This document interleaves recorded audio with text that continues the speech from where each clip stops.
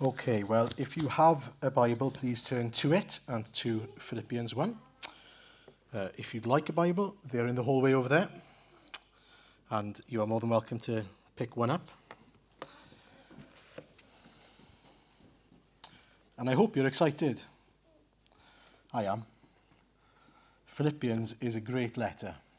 It's a wonderful letter. I've been reading it through several times and just being not less excited, but more excited as I read it every time, if I'm honest with you, because more and more things come out that are so encouraging in this letter. If you're not excited, I'm praying that you will become excited as we read Philippians and as we go through Philippians together. I also, even before we start looking at it, would encourage you to try and read through it regularly, to try and let the word become sort of immersed in you, okay? It's not a long letter. It's not going to take you long. It's a few minutes a day that you could just read it. I'm going to challenge myself and try to memorize it. There is a plan. If you'd like to come and join me, you can do. It's about a 12-week plan. And if you'd like to do that, get in touch with me. Just ask me at the end and you can join me. Whether I'll do it or not, I've got no idea. I'm praying that the Lord will help me. But the reason why is because I am convinced that if the word dwells in me, it'll do its work in me. And so let's pray that we would be diligent in making sure that the word is immersed in us. Okay, so as Glyn mentioned, for those of you who missed the fellowship group this week, we missed you too, first of all, and we'd love to have you there. But secondly, we looked at the beginnings of the church, how things started off in Acts, where Paul went along a missionary journey, we call it. So he went around proclaiming Jesus, telling people about Jesus. And people became Christians and churches were established in different places. That was part of Paul's work. He was an apostle. He was someone who led the church, who led other believers in coming to know Jesus and learning about Jesus. And he was specifically tasked to take the gospel to non-Jews as well, to the Gentiles in particular. And so what did we learn about the Philippians? Just a few things then, first of all. They were a Roman colony in Macedonia, northeast Greece today. And so although they were Greeks and non-Jews, they were living as if they were Roman. Okay, so it's hard for us to imagine what that would look like exactly, but it will become relevant as we go through the passages in the coming weeks. And so there were challenges there because they were of Greek heritage, if you like, but they were living as if they were Romans. They looked like Romans, acted like Romans. And a lot of the challenges Paul gives is that actually that's not your citizenship anymore. And we'll come to see that as we go through. And so Paul went about preaching the gospel, and many people, we looked at them in the midweek, became believers. Started off with Lydia, who was a wealthy businesswoman, and a jailer and his family, and so on. God opened the hearts of these people, and they were changed. Those are the people we hear about here, the saints, he calls them, or in some versions, God's holy people. What he means by that, and when we read about saints, Paul and others in the New Testament will refer to Christians as saints or holy ones. What that means is, it comes from the word hagios, someone who is holy, set apart from living in the world for themselves to living as God's people, as people of God's kingdom. Okay, and so it's a reminder, even as he's writing to them, remember, you are God's holy people. You are not to live like everyone else. You are set apart. You've got a different purpose in life. You're not here to serve yourselves. You're here to serve God. And he reminds them right at the start, you are God's holy, set apart people. You are a part of his kingdom. And he wants to write this letter, as has been said, to them. He's there with his assistant, if you like, Timothy. He was kind of like a helper to Paul.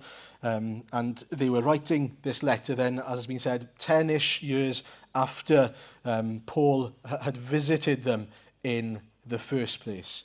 And one of the challenges when I was preparing this was, I don't want to give all the spoilers of what's coming up. So I'm trying my best not to give spoilers, but it's hard not to. So although Paul hasn't spent much time with the Philippians since he'd been there, we'll come to see that there was still this partnership, this relationship, this blessing each other and serving each other as they went along. Even though they didn't spend much time together necessarily, we'll come to see that they cared for each other and loved each other despite that. So there's a real relationship that's developed between Paul and the Philippian church. And Glyn pointed it out. What's his attitude, Paul's attitude and Timothy's attitude towards these people and their position then? Well, they are servants of Christ Jesus. They are, in fact, the word is kind of bond servants. They are those who are under and bound to Jesus, there to serve Jesus' church. And it's important because they're not coming, they're not writing this letter as if to lord it over the Philippian church. Their goal isn't to sort of say, because we heard Paul is now in prison. He's in Rome, he's waiting for most likely a death penalty, right? And he could have written this letter to say, look, I've helped you so much in the past. Come on, it's now your turn to come and back me up and help me. Come on, do you remember who I am? Do you remember what I've done for you? Do you remember how important I am in the church? But no, that's not his attitude at all. He's there to serve the Lord Jesus and the church. He doesn't want anything from them. In fact, even though he's in prison, his desire by writing this letter is to encourage and help them. He's thinking about them, even though he's in this horrible position himself. And that will tell us something, and we'll come to see this in coming weeks as well, of the joy that people have because they belong to Jesus. It's not based on our circumstance, it's based on knowledge of Jesus, a personal relationship with him. Okay? Now, he starts off with this greeting, and it did strike me, if I'm honest. I've been thinking about this greeting for 2 weeks now. Grace and peace to you from God our Father and the Lord Jesus Christ. In fact, every time almost Paul writes a letter, he starts off with a similar type of greeting. And it's important, I think, that we do notice it. He's saying, my hope, my desire for you is that you'd know more of God's grace and peace in your life. That's what he wants here. It's a little bit like if someone says, more power to you. What does that actually mean? That they're hoping that you would experience and desiring that you would experience more power. And in the same way then, what I want us to see here is that Paul goes beyond the pleasantries of, I hope you're well. Nothing wrong with saying that, firstly. I'm not picking on you if you say that. That's lovely that you say that, and I'm sure you mean that. And it's good. But what he does is, he encourages them to think and to see their spiritual needs. So he's saying, my greatest desire for you is not that you're physically healthy, but that you're spiritually doing well. That you're spiritually seeing and knowing more of God's grace and more of his peace. That's really what matters. And I do think it's helpful that when we greet each other, when we speak to each other, that we remind each other of that. And that can be really hard for us Welsh people in particular. We don't like talking about things like this, do we, if you're honest? But it's important that rather than just saying, oh, how are you? But I hope that you're doing well in the Lord. I hope that you're knowing God's blessing in your life. Not simply, I hope that you're fit and healthy then. If you look at Paul's circumstances, he's probably not fit and healthy at this point. He's probably struggling in prison, not eating enough, not really functioning that well physically, but spiritually he's doing great because we see it in the fruit of his walk with the Lord. It's this letter. And so we desire the same then for each other. Okay, so 2 main points we've got this evening. Only 2, you'll be glad to hear. Firstly, thanksgiving in prayer, and secondly, seeking God in prayer. So the first one, thanksgiving in prayer. Paul starts off by saying that he is so thankful to God. He starts off by saying, I thank God every time I remember you. In all my prayers for all of you, I always pray with joy. And so what he's doing is he's telling the Philippian church, every time I think of you and every time I pray for you, it brings me joy. I have joy in my heart. Why? Well, because when meditates on who they are and what they mean to him, he is reminded that they are trophies of God's grace, that they are people who have been saved and who have entered into this partnership of the gospel. Because he goes on to say, doesn't he, I always pray with joy because of your partnership in the gospel. You've become partners in the gospel. He's thinking back to these people that he met in this random place, Philippi, on his flying visit. And he's, remember Lydia? He's as if he's reminiscing. And he's full of joy. You think, do you remember that woman? Maybe he's even speaking to Timothy. Do you remember how God just spoke to her and opened her heart? Do you remember what God did with that earthquake with the jailer? And when he thinks back to what God has done through him, he is so joyful.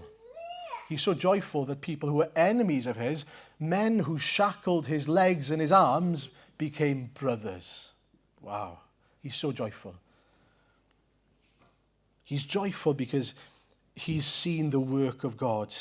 He's seen the Lord working so clearly, and he's seen God saving people. But not only that, he's seen God then bringing those people from being saved to being partners in the gospel. It's important, the word partnership in the gospel. To have a partnership means that there's a two-way street, isn't there? Where he serves them, but they also serve him. And you know, he says something really interesting, because he says the partnership in the gospel from the first day. From the first day, there was this partnership in the gospel. And it's true. And we read it in Acts 16. If you want to take a look at Acts 16, you flick back to it. It really struck me. The first thing Lydia did after she was saved was what? Do you remember? Had them for a meal. She persuaded them to come to his house, to her house. First thing she did. And then what did the jailer do once he was saved? Do you remember? Yeah. What? No, wrong. He did do that, but that's not the first thing he did. You can look in your Bibles. He washed their wounds. The wounds that he'd created. He washed their wounds. And then he did have them over. He was baptized and then he had them over for a meal. But do you see the point? They served him and Silas and Timothy and Luke after they had served them with the gospel. There was a partnership. There was love. There was service between them. And that's what the gospel does. It creates bonds of love between one another, where all of a sudden, Paul not only loves them, but they love Paul. And it's not because of who Paul is, it's because of what Jesus has done in their lives. It reminded me of when I became a Christian. I became a Christian by watching a film called Jesus, and it was quite a graphic film for a 10-year-old. I've said this before. But it was the first time I realized the suffering of Christ and what that truly meant. And I had to ask the question, why did he have to suffer in such a way? And it just so happened that at the time, there was a mission week going on in our home church. And there was a team of American missionaries who were there. They'd come over. And there was this guy there. His name is Joe Wheeler. I still remember him. I still remember his face, his voice. I remember him so clearly. I knew him for a week, and it was him who explained the gospel to me. He was the one on a flying visit, just a week, who explained to me why Jesus had to suffer in a very plain, clear way. And I often think about Joe Wheeler. I remember his name. I remember lots about him. A very short visit, but I'm so thankful to the Lord. It brings me joy to think about him. You might have similar experiences when you think of people who maybe led you to Christ. But from that point on, there was a partnership where I regularly still pray for him, wherever he is, and I wouldn't be surprised if he still prays for me. I find that quite amazing. That what the Lord does is he brings us together, he unites us in such an amazing way. We become a source of joy and encouragement, and God blesses us through one another. as we partner in the gospel. But as I said, it is important that we note it is a two-way street. We can fall into the trap of being just servants or just recipients. And it is important that we partner in the gospel, meaning that I'm blessing another as others bless me. Again, I'm trying not to give spoilers, but I'm trusting that by the time we get there, you'll need another reminder anyway. Philippians 4:14. In Philippians 4:14, right at the end, Paul says something quite telling. He says, "Yet it was good of you to share in my troubles. Moreover, as you Philippians know, in the early days of your acquaintance with the gospel," so when they just become Christians, "when I set out from Macedonia, not one church shared with me in the matter of giving and receiving except you only." What we come to learn there is that not all the churches responded like the Philippians, with the same concern, the same desire to serve and share in the work of the gospel, to partner together. And so it is possible for us to neglect that partnership, to not be praying for one another, to not be sharing with each other, to not be giving and receiving. We are to ask ourselves, am I a partner in the gospel? Am I giving? Am I receiving? Am I sharing in the work? Now, as I say that, what's also important to remember is what comes in the next verse. He says in verse 6, being confident of this. So I'll go back, sorry. "I always pray with joy because of your partnership in the gospel from the first day until now, being confident of this, that he who began a good work in you will carry it on to completion until the day of Christ Jesus." What's he doing here? Well, firstly, he's giving them a promise. The work that God has done in you, he will finish, yes? But I think he's doing something else here as well. He's just been thankful to God for their partnership in the gospel. But what he's saying here really is, but don't you think that this is your work? This is God's work in you and through you.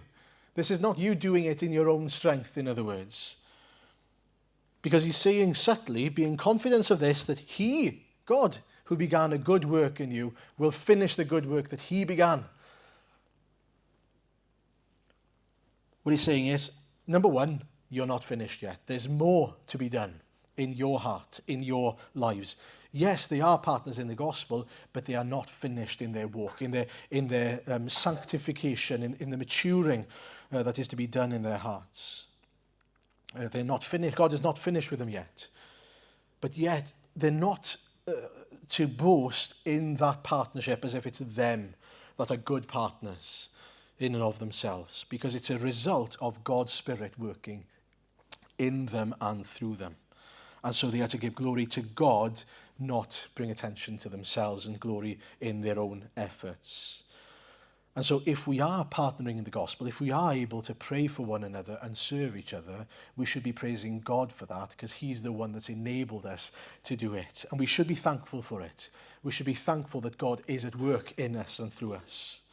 We should be praising God for that, not taking any of the glory for ourselves. Now, just before I move on to the next point, there's a little section in the middle, verses 7 and 8. Take a look at them, because it reflects a lot of Paul's love for this church. And this is really what I want to make a point of here, is that Paul isn't writing as if he is, I don't know, a boss writing to his clients. There's something about Paul's letter here that really reflects to us, this is a guy who loves this church. He loves these people. And this is what he says. "It is right for me to feel this way about all of you, since I have you in my heart. And whether I am in chains or defending and confirming the gospel, all of you share in God's grace with me. God can testify how I long for all of you with the affection of Christ Jesus." I don't know about you, but when I read those verses, I am really challenged. Can I say that about my brothers and sisters?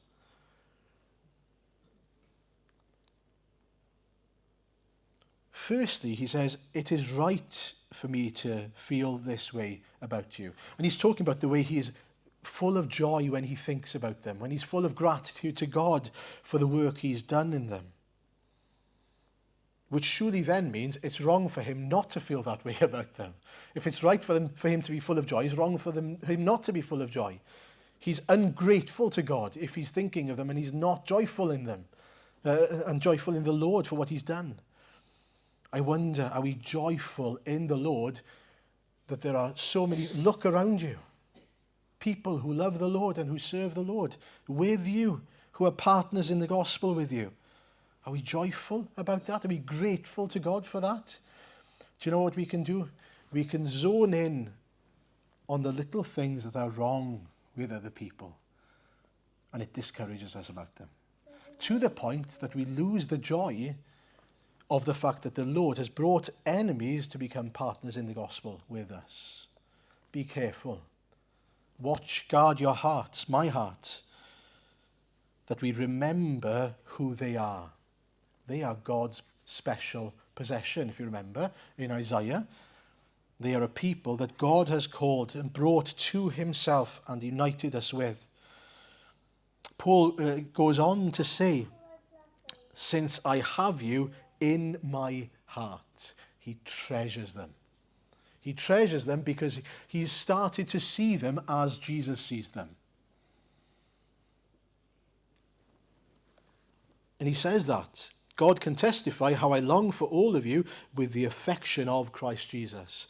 There, it's important to say, right? He's not saying that he has the same degree of affection as the Lord Jesus has for them.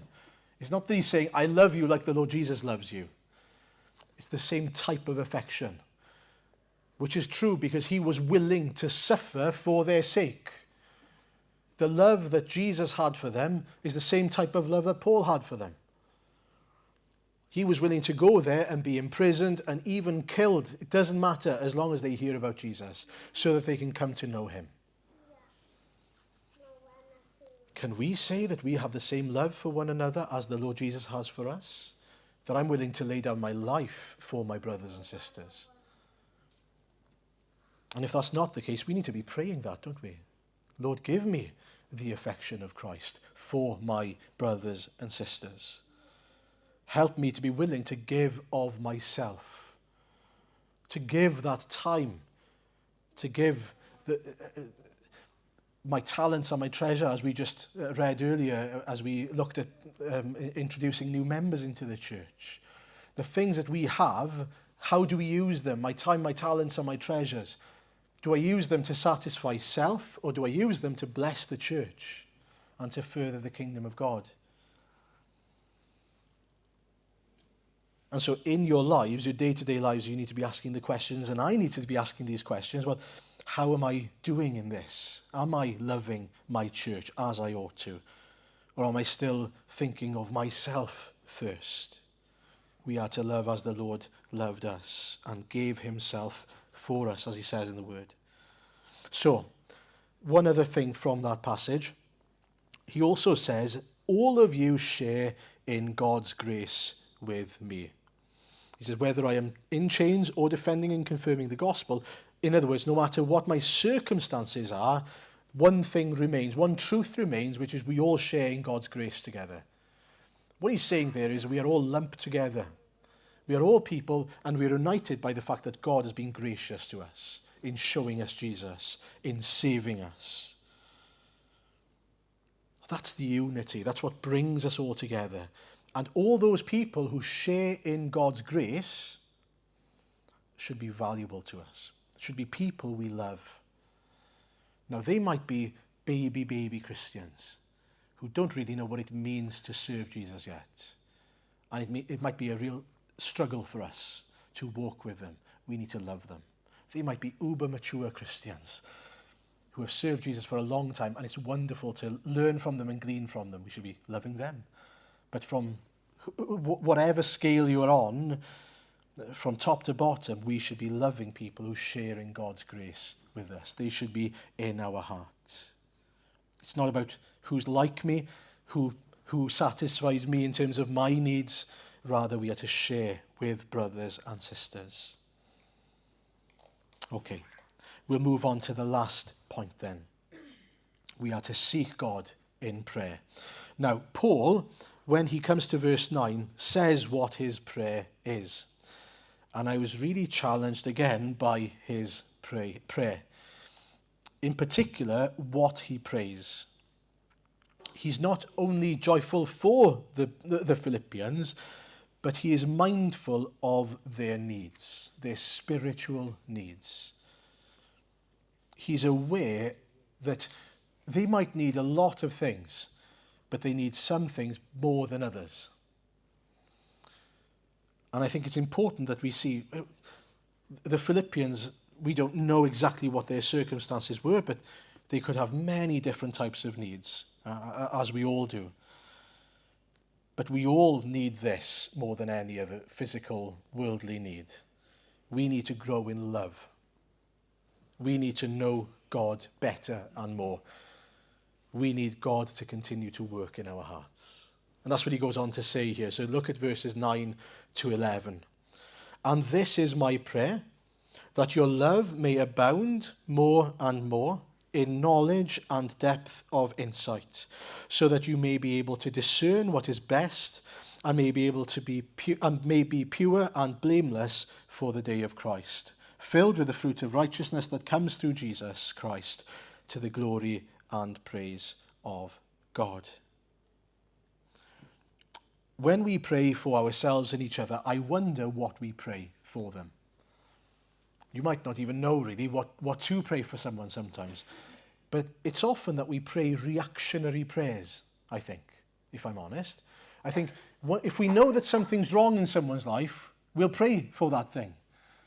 But we can be quite slow to pray for people when there are needs there, but it doesn't seem so obvious to us perhaps.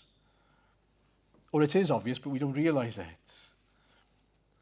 If someone rubs you off the wrong way, what do we do? How do we deal with that? Well, we need to pray, don't we? Lord, we pray that they would grow in love. They need more love. If you clash with someone, what do they need? They need to know your love. If I'm struggling, what do I need? I need to know more of God's love for me. I need to love God more. And these are the things that we are often slow to pray for. Some things are obvious in the world. Physical health, for example. If someone's ill, we pray for them. But what about when they're not ill? Do we pray that their hearts would grow closer to the Lord, that their knowledge of the Lord would deepen? Firstly, he prays then that they would abound in love, increase in love, that they would love God more and each other, even those who aren't saved, that their love would increase. But it's interesting because he's basically saying that love isn't sort of blind love. What does it mean to love here? What does he pray that their love would abound more and more? In knowledge and depth of insight. One theologian says that we pray that love would abound in the arena of knowledge and insight. The idea being then that love isn't self-defined. We love more and we have more insight the more we know God, the more we know the Word of God in particular. I'll give you an example. To be loving to my son, if he turns to me and says, "Hey, Dad, I fancy putting my hand in the log burner this evening," and finding out what happens, because I think that would be fun. To love my son is not to respond by saying, "Oh, son, well done. That sounds wonderful. Have a good time. Let me know how it works out for you." Now, do I want to be supportive to my son? Yes. Do I love my son? Yes. But if I love my son and I know better, if I know that the endeavor he's going to do is going to cause severe pain, what am I going to do if I love him? I'm going to say, "No, don't do that. That's the worst thing you could possibly do." In the same way, knowledge and insight helps us to be able to love. Knowing God more, knowing God's nature, is what allows us to be able to love one another truly.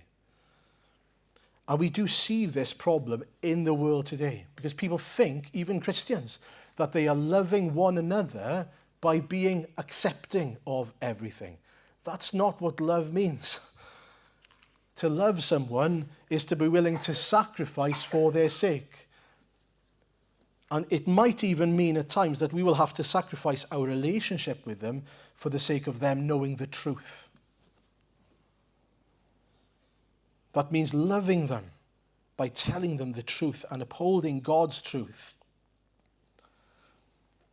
And perhaps even because we show them the truth, it reveals their pride, their blind spots, our pride and our blind spots. And so his prayer is that as they know more of God's person, his nature, God's word, that they would also have insight. Because do you notice what he goes on to say? What's the goal for all of this? There's an immediate goal, and there's a sort of long-term goal, so that you may be able to discern what is best. Or in one version, to discern what is excellent. What is he saying here? Well, I want you to live lives where you know how to apply God's word, how to do the things that God is calling you to do, how to live properly in a way that pleases God. You know, in our lives, aren't we just faced by all sorts of hard decisions? We're faced with circumstances that are so hard, and unless we know not only what the Bible says, but how to apply it, we're not going to be able to make the right decisions. And so we need to be immersed in God's word. We need to really know God's word, but we also need the help of the Spirit then to apply it. Help me to understand what this means to me today, Lord, we should be praying. Do you know, there are scholars that know the Bible, but they don't know Jesus. They don't have insight. They don't have discernment. That's really sad. That's a horrible place to be. Imagine being someone who's read the Bible over and over and over, but they still don't know Jesus. Pray for those people. But what Paul is saying is, look, I don't just want you to know the Bible, I want you to live out the Bible. I want you to live out God's word. Knowledge is not just there so that we can boast in it or have it in the bank, as it were, but to use it and apply it from day to day. And it's important that we see that here. So pray for one another, that we would grow in love and in knowledge and insight so that we can live lives that bring God glory in the day-to-day. Pray for the person next to you this week. Commit one person, 2 people in this room in the next week that you can pray for. Lord, I pray that this person would grow in love as they get to know you better, know your word better, your nature, your ways better, and that they apply it in such a way that it means they can live lives and make decisions that bring you glory. And more than that, tell them that you're praying for them. Because do you notice, Paul is telling the Philippian church, I'm praying for you. Again, something that we in Wales are not very good at, telling people that we are praying for them. It's such an encouragement to know that someone is praying for you and is thankful to God for you. It's such an encouragement to know that we're not in it alone. When we're facing battles and I know that someone is praying for me, it's so wonderful to know. Do you know,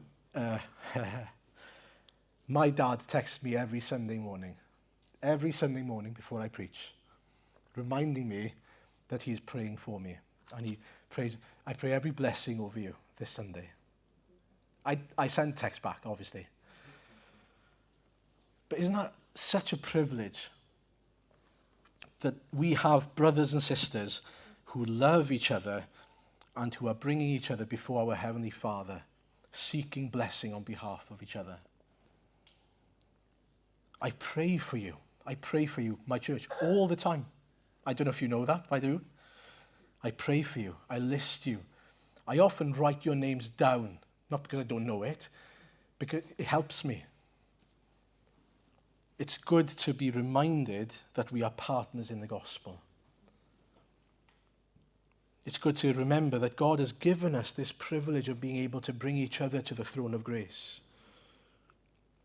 And so be like Paul, someone who desires to encourage others in the knowledge that he is praying for them. And praying the things that we're hearing about here. Not just saying, I'm praying for you, but I'm praying that you would continue to grow in love. And what's great here is that Paul, because he said he's so thankful for their partnership in the gospel, they can't possibly be offended by the fact that he's saying, but I'm praying that you would grow in love. He's not saying that they're lacking as such in love. It's just there's more yet to be done in each and every one of our hearts. And that's true for each and every one of us. Sometimes we can take that the wrong way, can't we?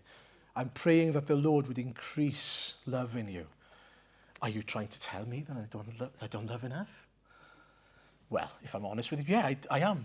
But that's not because I don't think that you're loving. It's because I know that you're not there yet. You're not finished yet. And the same for me, by the way. It reminds us we are on a journey. The promise is there, isn't it? And it's a wonderful promise. He who began a good work in you will carry it on to completion. He will finish the work in our hearts. And if you're a young Christian in particular, that's a promise for you. Not just you, every one of us. But in particular, if you're a young Christian, you're thinking, am I going to make it here? Am I going to keep on keeping on? Yes, you are. Not because of you, though. It's because the Lord is holding you in his hands. He will finish the work that he began in you. So, praise the Lord for his goodness. Praise the Lord for the way he's been at work in the lives of the people in our church and around us.